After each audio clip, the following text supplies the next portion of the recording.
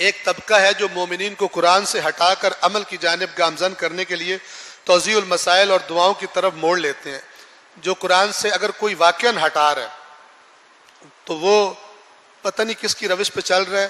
وہ نہ اللہ کی بات مان رہا ہے، نہ وہ رسول کی بات مان رہا ہے، نہ وہ اہل بیت کی بات مان رہا ہے کہ جو قرآن سے ہٹا رہا ہے. کیونکہ اللہ نے تو کہا رسول پاک قیامت کے دن شکایت کریں گے کہ میری امت نے قرآن چھوڑ دیا تھا.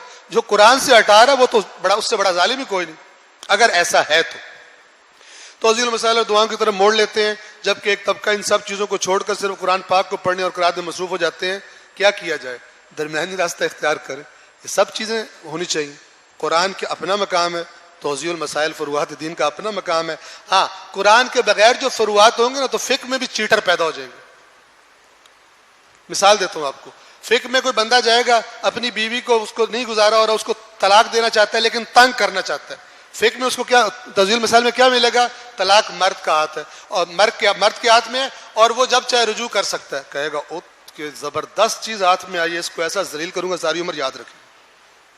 ٹھیک ہے، کیونکہ توضیح المسائل میں صرف وہ فقہی مسئلہ لکھا ہو. تو کیا کرے گا؟ میں نے طلاق دے دی. جب عدت ختم ہونے لگے گی میں نے رجوع کر لیا، پھر تھوڑی دیر میں نے طلاق دے دی، پھر میں نے رجوع کر لی. اس کو لٹکائے گا، کھیلے گا اس سے. لیکن یہی والا مسئلہ اگر وہ قرآن سے پڑھے گا تو اللہ کہے گا بچے اگر تو نے، اپنے لفظوں میں کہہ رہا ہوں، تو نے اگر جو میں نے قانون بنایا ہے اس کو تو نے مس یوز کیا تو تیری وہ حالت کروں گا تو یاد رکھے گا.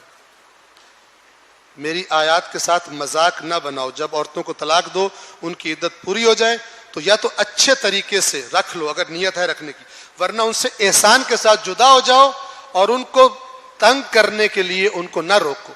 جس نے ایسا کیا اس نے اپنے ساتھ ظلم کیا اور میری آیات کا مذاق نہ بناؤ. یہ توضیح المسائل میں یہ والی ٹون آپ کو نہیں ملے گی. ادھر سے جو پڑھے گا اسے پتہ ہوگا اللہ کے حکم کا اگر میں مس یوز کروں گا تو پھر اللہ کے ساتھ مجھے کل کو سامنا بھی کرنا پڑے گا. قرآن ضروری ہے. قرآن جڑ ہے، یہ فروعات ہیں. اگر آپ کے جس درخت کی جڑیں مضبوط نہ ہو اس کے پتے بھی لنگڑے لولے اور خشک ہوتے ہیں، اس لیے نمازیں بھی خشک، اس لیے سارے مسائل بھی خشک چلتے رہتے ہیں. ٹھیک ہے نا؟ اگر یہ قرآن والی جڑ جو ہے یہ مضبوط ہوتی تو یہ پتے اور بڑے پھل بھی اچھے ہوتے اور سرسبز بھی ہوتے اور انسانیت ان کی چھاؤں میں بیٹھتی بھی. ابھی تو ہر پتے کو اپنی پڑی ہے، ساتھ والا پتا بھی جہنم میں جائے تو کوئی مسئلہ نہیں.